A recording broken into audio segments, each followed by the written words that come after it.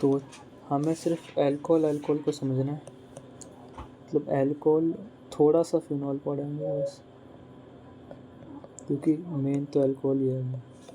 तो हम पहले क्लासिफिकेशन देखेंगे, फिर नोमेनक्लेचर देखेंगे, फिर फंक्शनल ग्रुप का स्ट्रक्चर देखेंगे, अल्कोहल कैसे बनता है, इसकी फिजिकल प्रॉपर्टी, केमिकल प्रॉपर्टी, आखिरी में कुछ 2 अल्कोहल के बारे में जानकारी प्राप्त करेंगे। सबसे बड़ा ये है, क्लासिफिकेशन में हमने क्या करा है, अल्कोहल होता क्या है, किसी भी ग्रुप के OH जब ऐड हो जाता है तो उसे बोला जाता है अल्कोहल। 2 अल्कोहल जुड़े हैं तो डाई, 1 जुड़ा है तो मोनो, 3 जुड़े हैं तो ट्राई। ये रहा मोनो का, जिसे एथेनॉल भी बोलते हैं, जिसमें 2 जुड़े हुए हैं, जैसे ये है, इसको बोलते हैं डाईएथिलीन, है ना,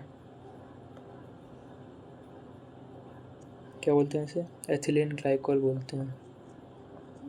इतना मतलब कॉमन नेम है, या तो याद करना पड़ेगा। 3 जुड़ जाते हैं तो इसे बोलते हैं ग्लिसरॉल, क्या बोलते हैं, ग्लिसरॉल।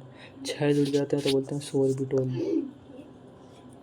वैसे फिनॉल के अंदर 1 जुड़ा है, मतलब बेंजीन पे 1 जुड़ा है तो फिनॉल, 2 जुड़े हैं तो कैटिगोल, 3 जुड़े हैं तो पायरोग्लोल, है ना, 3 जुड़े हैं तो पायरोग्लोल। हमें मोनोहाइड्रिक अल्कोहल को पढ़ना है, तो उसको बांटा किस तरीके से गया, हाइब्रिडाइजेशन के रूप में। जैसे sp3 से जुड़े हैं तो क्या, जैसे पिछले चैप्टर में पढ़ा था कि एल्किल अल्कोहल वो अल्कोहल होते हैं जिनके अंदर सीधे OH ग्रुप sp3 से जुड़ा हुआ होता है। फॉर्मूला इसका यही होता है जो पीछे देखा था, है ना। या फिर इस H को नीचे लिया हो तो +2 बन जाएगा और आ जाएगा।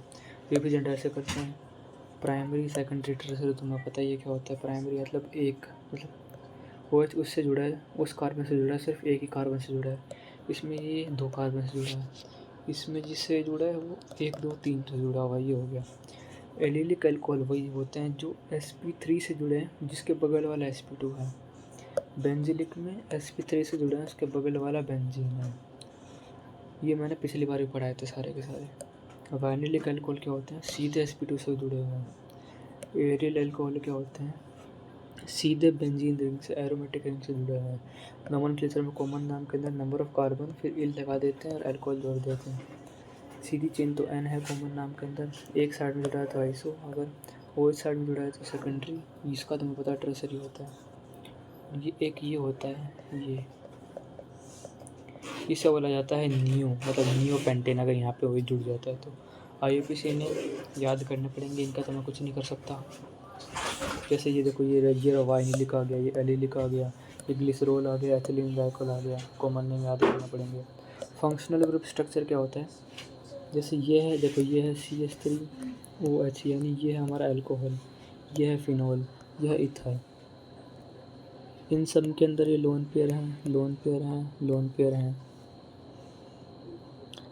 ईथर के अंदर 2 एल्किल ग्रुप जुड़े रहते हैं, पता है। इनके बीच का एंगल लगभग, मतलब जो अल्कोहल होते हैं और जो फिनॉल होते हैं, इनके बीच का एंगल लगभग, मतलब इसका 1.9 होता है, इसका 109 डिग्री होता है, लगभग बराबर होता है। और ये एंगल होता है किसका, ऐसे में ये टेट्राहेड्रल शेप होती है ना, यूँ, जैसे यूँ ये है, तो यूँ यूँ यूँ और यूँ, तो ये टेट्राहेड्रल शेप होती है, जैसे ये कार्बन यूँ, तो ये जो टेट्राहेड्रल शेप है इसका एंगल होता है 109 डिग्री। तो दोनों का लगभग टेट्राहेड्रल शेप वाला एंगल होता है। इसका इतना ज़्यादा क्यों होता है, क्योंकि जो CH3 ग्रुप जुड़े हुए हैं एल्किल, वो असल में ऐसे दिखते हैं। तो एक तो लोन पेयर इन पे यहाँ से फोर्स लगा रहे हैं कि अंदर की साइड घुसो, यहाँ पे अंदर की साइड घुसो, एंगल कम करो। ये दोनों बहुत बड़े हैं तो ये दूर दूर फोर्स लगाएंगे, ये इधर लगा रहे हैं, ये इधर लगा रहे हैं, तो इनके बीच का एंगल इसलिए ज़्यादा हो जाता है, इसलिए इनका 111 है, बाकी इसका 108.9 है, इसका 109 है। बॉन्ड लेंथ में क्यों डिफरेंस आता है वो भी बताऊंगा। जैसे इसकी बॉन्ड लेंथ और इसकी बॉन्ड लेंथ लगभग बराबर है, इसकी 141 है, इसकी 142 है, पर इसकी 136 है। क्यों होती है, ये होता है यहाँ पे पार्शियल डबल बॉन्ड कैरेक्टर आ जाता है फिनॉल की वजह से, आगे वापस से बताऊंगा। जैसे ये रहा ऑक्सीजन, इसमें देखो ऑक्सीजन इसमें जिससे जुड़ा है, ऑक्सीजन यहाँ पे हर जगह में क्या है, sp3 हाइब्रिडाइज है। ऑक्सीजन यहाँ पे sp3 हाइब्रिडाइज्ड है, क्या है, ऑक्सीजन यहाँ पे sp3 हाइब्रिडाइज्ड है, यानी sp3 हाइब्रिडाइज्ड है, बस। चेक भी कर लेते हैं और कंफर्म भी कर लेते हैं।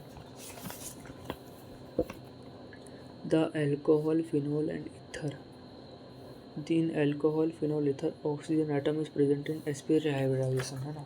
अब देखो जो बॉन्ड एंगल है COH का फिनोल्स और एल्कोहल्स में, फिनोल्स में और एल्कोहल्स में बीच का एंगल लगभग बराबर है, टेट्राहेड्रल एंगल होता है। पर इसमें ज़्यादा क्यों होता है टेट्राहेड्रल एंगल से? कारण इसका ये है कि जो रिपल्सन फोर्स होता है हाइड्रोजन का, क्योंकि एल्किल ग्रुप बहुत ज़्यादा बड़े होते हैं, बॉन्ड पेयर का बहुत ज़्यादा इसाड़ लगता है, बीच का एंगल बड़ा हो जाता है ईथर के अंदर। बॉन्ड लेंथ एल्कोहल की और ईथर की लगभग बराबर क्यों होती है? उसकी 142 उसकी 141 होती है, ईथर की एल्कोहल की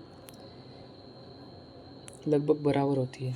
पर फिनोल में अलग क्यों होती है, छोटी क्यों होती है? इन दोनों से दो कारण है। पहला, पार्शियल डबल बॉन्ड कैरेक्टर आ जाता है रेजोनेंस के कारण लोन पेयर की, जो कि ऑक्सीजन पर प्रेजेंट होते हैं उसके कारण। ऑक्सीजन पर लोन पेयर प्रेजेंट है, वो फिनोल के साथ डबल बॉन्ड कैरेक्टर बना लेते हैं, इसलिए वो छोटा हो जाता है।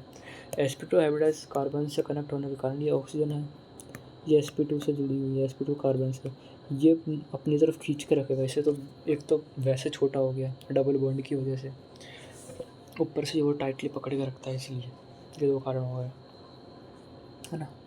अब प्रिपरेशन ऑफ एल्कोहल हमें क्या बताता है?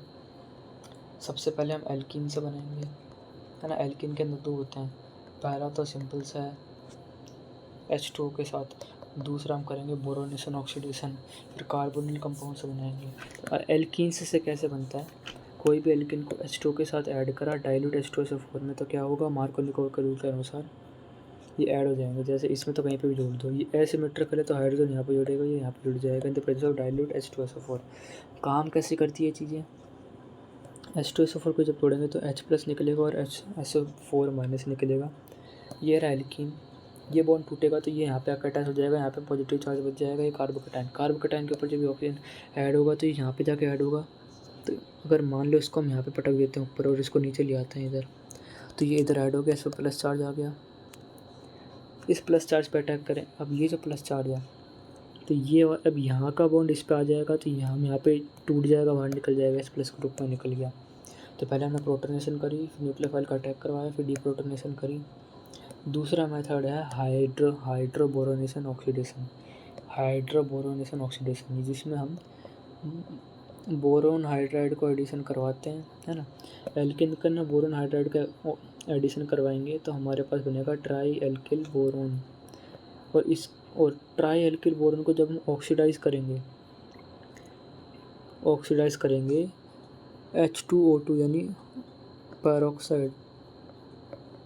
पेरोक्साइड की मदद से, जब इसे हम क्या करेंगे, ऑक्सीडाइज करेंगे इन द प्रेजेंस ऑफ NaOH। इसको याद करना पड़ेगा, मैं तुम्हें क्या समझाऊँ इसे, कि एल्कीन को जब BH3 के साथ करवाएंगे तो ट्राइएल बोरोन बनेगा। कैसे बनेगा दिखा देता हूँ।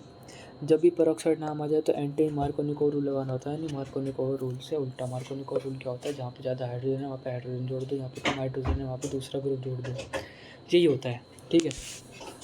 तो जब ये आ जाएगा तो इसको हम ऑक्सीडाइज करवाएंगे by peroxide in the presence of NaOH, हमारे पास अल्कोहल बन जाएगा। ये सबसे बेहतर तरीका होता है अल्कोहल को बनाने का। मेथड का नाम हाइड्रोबोरोनेशन ऑक्सीडेशन, हाइड्रोबोरेशन। जैसे हम ये 3 ले लो, क्योंकि यहाँ पे 3 है, ये 3 ले लिए, तो इससे क्या होगा, ये तो एंटी मार्कोनिकोव रैली, यहाँ पे 1 2 3 यहाँ पे जुड़ेंगे तो ऐसे बनेंगे CH3 CH2, है ना। यहाँ पे सिंगल बॉन्ड CH2। अब ये 3 है तो एक यहाँ पे बनेगा CH3 CH2 CH2, एक यहाँ पे बनेगा CH3, यहाँ पे आखिरी में CH2। तो ये वाला CH2, ये वाला CH2, ये वाला CH2, ये बोरोन के ऐड हो जाएंगे। तो बोरोन के ऐड हो यानी ये 3 है, 1 2 3, तो ये 3 लिख दो, ये हो गए 3 बोरोन के साथ ट्राई प्रोपिल बोरोन बन गया। NaOH की प्रेजेंस में H2O2 के साथ हम जो इसको ऑक्सीडाइज करवाएंगे तो हमारे पास ये आएगा। H2O2 को हम लिख सकते हैं HOOH लिख सकते हैं ना, क्योंकि 2 H है 2 हाइड्रोजन है। तो देखो जैसे हम रिएक्ट करवाएंगे तो देखो ये हमारे पास पहले से है, जो हमने बनाया था अभी, ये रहा। साथ में हम यहाँ पे OH और ये है, तो क्या होगा, एक OH ये ले लेंगे, एक OH ये ले लेंगे, तो B बचेगा और थ्राइस OH बचेंगे।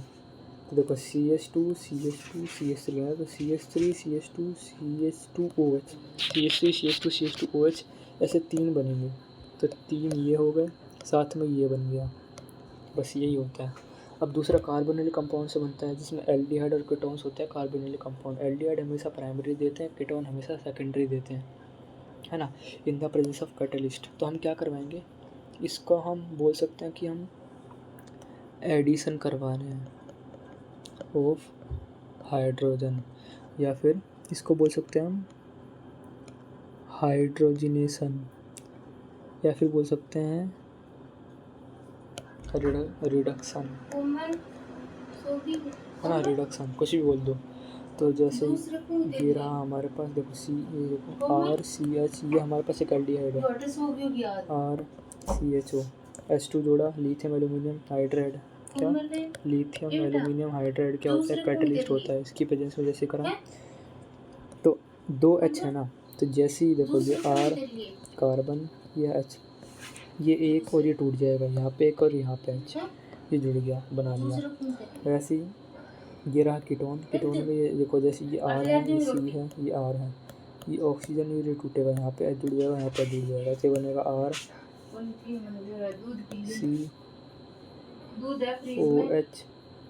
CHOH, है ना, तो बनेगा RCHOH RCHOH, 2 डिग्री बन गया, क्योंकि जिससे जुड़ा है वो साइड में 2 से जुड़ा होगा। दूसरा मेथड है reduction of carbonyl acid and Easter. Carbonyl acid कौन सा होता है, CH3COH यानी RCOOH, और ईस्टर क्या होता है, RCOOR, है ना। इन दोनों का जब रिडक्शन करेंगे यानी हाइड्रोजन को ऐड करेंगे लिथियम एल्यूमिनियम हाइड्राइड की प्रेजेंस में, तो क्या मिलेगा हमें, जैसे ये रहा, क्या CH3COOH, ये जोड़ा तो क्या होगा, जैसे ये है ना, तो ये कैसे टूटेगा, देखो CH3 है, C है, OH है ना, तो यहाँ पे एक O, यहाँ पे एक डंडा H और H। तो हमें ध्यान नहीं देना कौन सा कैसे बनेगा, हमें तो बस इतना करना है, ये H2 को यहाँ पे जोड़ दो, ऑक्सीजन बाहर आ जाएगा। रिडक्शन यानी हाइड्रोजन का एडिशन या ऑक्सीजन का रिमूवल।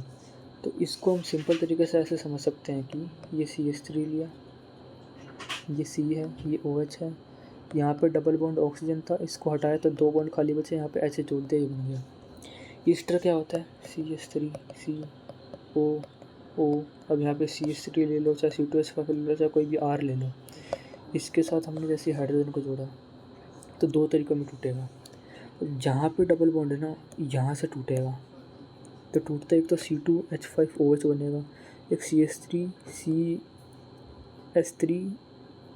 नहीं, देखो ये रहा CH3CH2OH, ये बनेगा। तो एक तो CH3CH2OH बनेगा, एक C2H5OH बनेगा, सिंपल, कोई दिक्कत नहीं है। कैसे बना, ये CH3CH2 है ना, तो यहाँ पे देखो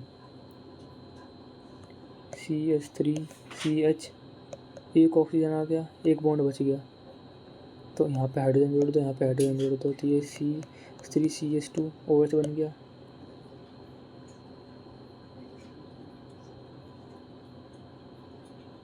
है ना, वापस से समझो इसे, CH3 था, ये कार्बन है, ठीक है, CH3 और कार्बन है, यहाँ पे डबल बॉन्ड ऑक्सीजन की जगह हमने सिंगल बॉन्ड ऑक्सीजन जोड़ा, यहाँ पे एक बॉन्ड बचा, यहाँ पे एक हाइड्रोजन लगाया, यहाँ पे एक हाइड्रोजन लगाया, यहाँ पे 2 हाइड्रोजन लगा दिए, क्योंकि हमारे पास 4 हाइड्रोजन है, क्योंकि हमें यहाँ पे सिर्फ एक ही चाहिए, यहाँ पे लगाती एक तो ये बन जाएगा, एक ये बन जाएगा।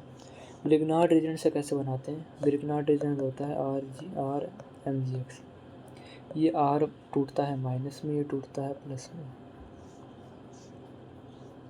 तो लिग्नार्ड रीजेंट सिर्फ और सिर्फ HCHO, जिसे हम बोलते हैं फॉर्मल्डिहाइड, सिर्फ उसके साथ एक प्राइमरी अल्कोहल बनाता है, बाकी जितने भी एल्डिहाइड होते हैं बाकी सब के साथ सेकेंडरी, और कीटोन के साथ टर्सरी बनाता है, ठीक है, ठीक है, बनाता है। अब कीटोन टर्सरी बनाता है, पता है, तो कैसे बनाता है, ये रहा हमारे पास कोई भी कार्बोनिल ग्रुप, ये R आएगा तो R एक इस, अब देखो चल क्या रहा है, बॉन्ड टूटेगा तो यहाँ पे प्लस आएगा, यहाँ पे माइनस आएगा, तो आर जो होगा सी पे जाएगा और एम जी एक्स ओ पे जाएगा। फिर आर ये रहा एम जी एक्स, और फिर एच टू के साथ जब इनसे रिएक्ट करवाएंगे हम तो देखो क्या हो रहा है। रिएक्ट करवाते ही देखो क्या हो रहा है, इधर ओ एम जी एक्स से जो बाहर निकल जाएगा, ये वाला और ये वाला जुड़ जाएंगे। जैसे ये है ये C S three M G B R ले लिया, आर एम जी एक्स ले लिया, सी एस से जुड़ जाएगा ऊपर, एम जी बी आर जुड़ जाएगा ऑक्सीजन के साथ, ये निकाला तो ओ एच ऐसे हो जाएगा। बाकी सबको भूल जाओ क्या बनेगा क्या नहीं बनेगा। सेम ये करा, सेम ये करा, सेम है, कुछ अलग नहीं है इसमें। वैसे ही फिजिकल प्रॉपर्टी पर जाता है तो बॉइलिंग पॉइंट के ऊपर बात कर लेते हैं। मोलर मास बढ़ता है तो बॉइलिंग पॉइंट बढ़ता है। अल्कोहल और फिनॉल का मोलर मास बढ़ेगा तो बॉइलिंग पॉइंट भी बढ़ेगा। अब अल्कोहल के अंदर जैसे जैसे ब्रांच बढ़ती है, एरिया कम होता है, बॉइलिंग पॉइंट कम होता है, तो मैंने बता रखा है पहले से। OH ग्रुप जो होता है वो इंटरमोलिकुलर हाइड्रोजन बॉन्डिंग के अंदर होता है अल्कोहल और फिनॉल के अंदर, इनके लिए इनका बॉइलिंग पॉइंट ज़्यादा होता है। इस तरीके से जो बॉइलिंग पॉइंट होता है फिनॉल का और अल्कोहल का वो ज़्यादा होता है हाइड्रोकार्बन से, ईथर से, एल्कोहल से, कार्बोनिल कंपाउंड से। क्यों होता है? क्योंकि इसमें इंटरमोलिकुलर हाइड्रोजन बॉन्ड होता है, बाकी सबके अंदर वान डेर वाल्स फोर्स या डायपोल फोर्स होते हैं। जैसे सबसे ज़्यादा होता है अल्कोहल का, फिर आता है एल्डिहाइड, फिर आता है कीटोन, फिर आता है हेलोजन, फिर आता है ईथर, फिर आता है नॉर्मल, है ना। तो इनके अंदर तो होता है डायपोल, इनके अंदर वान डेर वाल्स, इनके अंदर हाइड्रोजन बॉन्ड। तो अल्कोहल और इनका ज़्यादा स्ट्रॉन्ग इसलिए होता है क्योंकि इनके अंदर हाइड्रोजन बॉन्डिंग होती है। जैसे कि ये देखो, ये रहा हमारे पास ईथर, ये रहा नॉर्मल हाइड्रोकार्बन, ये रहा अल्कोहल। लगभग मोलर मास इनका सेम है, पर टेम्परेचर में इतना डिफरेंस आया क्योंकि इंटरमोलिकुलर हाइड्रोजन बॉन्ड का डिफरेंस था। क्योंकि ये देखो अल्कोहल है, फिर एल्डिहाइड, फिर कीटोन है, फिर हेलोजन है, फिर ईथर, और फिर ये है ना। जैसे इन सब में देखो ये एग्जांपल है, सबसे सिंपल वाला निकाल लेते हैं पहले। देखो ये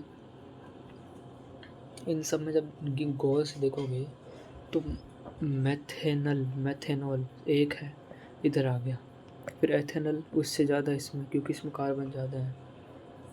फिर ओल वाले पकड़ो तो ये रहा प्रोपेन वाला, फिर ब्यूटेन 1 वाला, फिर ब्यूटेन है ना, ब्यूटेन 2 वाला। ब्यूटेन 2 वाला क्यों आया? क्योंकि इसमें ऑक्सीजन साइड में जुड़ा हुआ है, ब्रांच बढ़ गई, फिर 1 वाला, फिर पेंट वाला। ऐसे एग्जांपल हैं। सोल्यूबिलिटी में कहते हैं हाइड्रोजन बॉन्ड बना लेते हैं तो ये सोल्यूबल हो जाते हैं, नहीं बना पाते तो सोल्यूबल नहीं होते हैं। इसके अंदर जो कार्बन वाला होता है वो हाइड्रोफोबिक होता है, OH होता है हाइड्रोफिलिक। क्यों होता है? क्योंकि इसमें O होता है, जिसमें भी O या फिर नाइट्रोजन आते हैं वो हाइड्रोजन बॉन्ड बना लेते हैं और सोल्यूबल हो जाते हैं। पर जैसे जैसे बढ़ेगा सोल्यूबिलिटी कम होती जाएगी, क्योंकि इसको दूर भागना है, उसको पास आना है। जैसे एनिलीन में N है, फिनॉल में O है, इसमें O है, तो ये बना लेते हैं हाइड्रोजन बॉन्ड, पर जब तक वो हाइड्रोफोबिक पार्ट ज़्यादा ना हो। केमिकल प्रॉपर्टीज़ के अंदर पहला है एसिडिटी या बेसिडिटी, जिसमें OH का बॉन्ड टूटता है। देखो एसिड कौन होते हैं? जो H+ आयन को निकालते हैं। अल्कोहल और फिनॉल जो होते हैं प्योर एक्टिव मेटल के साथ रिएक्ट करते हैं, जो कि अल्कली मेटल होता है, सोडियम, पोटेशियम, एल्यूमिनियम, और उससे वो एल्कोक्साइड या फिनॉक्साइड बनाते हैं। एल्कोक्साइड या फिनॉक्साइड बनाते हैं, सोडियम एल्कोक्साइड बनाएंगे कि पोटेशियम एल्कोक्साइड फिनॉक्साइड बनाएंगे। साथ में H2 गैस निकलती है। जैसे ये रहा अल्कोहल, सोडियम, H2 गैस निकली क्योंकि हाइड्रोजन मेटल के साथ करेगा, साथ में आ गया, इसमें ये निकली, तो ये सोडियम एल्कोक्साइड, सोडियम फिनॉक्साइड, इसमें H2O निकला, पर हाइड्रोजन गैस निकल रही है। हाइड्रोजन गैस निकल रही है यानी एसिडिक है। कौन से एसिड हैं ये ब्रोंस्टेड एसिड बोलते हैं, क्योंकि ये प्रोटॉन को रिलीज़ करते हैं। ये एसिडिक तो हैं, पर कौन से एसिड हैं? ब्रोंस्टेड एसिड हैं। ब्रोंस्टेड एसिड कौन से एसिड होते हैं? जो कि प्रोटॉन को डोनेट करते हैं। जैसे H+ का है, प्रोटॉन इधर से डोनेट कर दिया। अब अल्कोहल एसिडिक क्यों होता है? क्योंकि उसके पोलर नेचर की वजह से, जो उसके अंदर OH बॉन्ड होता है ना, मतलब यूँ वहाँ पे जुड़ा हुआ है, यहाँ पे OH है, तो ये जो OH बॉन्ड है ना, इसके अंदर पोलर नेचर होता है, इसकी वजह से वो एसिडिक होता है। एल्किल ग्रुप जो होते हैं, यानी जैसे यहाँ पे ROH है, ये जो एल्किल ग्रुप होते हैं ये इलेक्ट्रॉन रिलीजिंग यानी इलेक्ट्रॉन को अपने से दूर भगाते हैं अगले की तरफ, यहाँ से यहाँ की तरफ भगा देंगे, या भाग भाई यहाँ से भाग आगे की साइड, इसे प्लस आई इफेक्ट बोलते हैं। अपने से दूर भगाएंगे। दूर भगाने की वजह से क्या होगा, इनके यहाँ पर मतलब ये दूर भगा रहे हैं यहाँ पे OH, यहाँ पे इलेक्ट्रॉन की डेंसिटी बढ़ते जाएगी बढ़ते जाएगी बढ़ते जाएगी, बढ़ जाएगी तो इलेक्ट्रॉन बढ़ गया। इलेक्ट्रॉन बढ़ गया यानी हाइड्रोजन आसानी से नहीं निकल पाएगा। हाइड्रोजन आसानी से नहीं निकल पाएगा तो एसिडिटी कम हो जाएगी। इसमें थोड़ी सी एसिडिटी थी, इसमें और कम होगी, इसमें और कम होगी, क्योंकि इसमें पहले कम इलेक्ट्रॉन जा रहे थे, इसमें और ज़्यादा जा रहे हैं, इसमें और ज़्यादा जा रहे हैं। प्लस इफेक्ट बढ़ते जा रहा है, एसिडिटी कम होते जा रही है। जैसे जैसे माइनस साइड इफेक्ट बढ़ते जाएगा एसिडिटी भी बढ़ते जाएगी। पर प्लस के लिए क्या होता है, जैसे जैसे प्लस साइड इफेक्ट बढ़ेगा एसिडिटी कम हो जाएगी। अल्कोहल पानी से भी कमज़ोर मतलब पानी कितना ही अल्कोहल होता होगा, एसिडिक होता होगा पानी, पर पानी से भी कमज़ोर एसिडिक होते हैं अल्कोहल। कैसे होते हैं, ये RO- आयन है। अल्कोहल का काम होता है हाइड्रोजन, मतलब एसिड होते हैं वो हाइड्रोजन को करते हैं रिलीज़, पर जो ये एल्कोक्साइड आयन होता है ये पानी से भी ज़्यादा अच्छे से H+ आयन को गेन कर लेते हैं, और पानी एल्कोक्साइड आयन से भी अच्छे से क्या कर देते हैं, हाइड्रोजन को डोनेट कर देते हैं। इस रिएक्शन में साफ साफ दिख रही है चीज़, है ना, कि जो रिएक्शन दिखाती है कि पानी जो है ज़्यादा अल्कोहल से ज़्यादा एसिडिक होता है, फिर अल्कोहल से ज़्यादा H+ को डोनेट करता है। जो एल्कोक्साइड आयन आता है वो ज़्यादा अच्छा एक्सेप्टर होता है हाइड्रोजन आयन का। मतलब सारी चीज़ उल्टी हो जाती है इसमें, इस चीज़ को अच्छे से देख लो।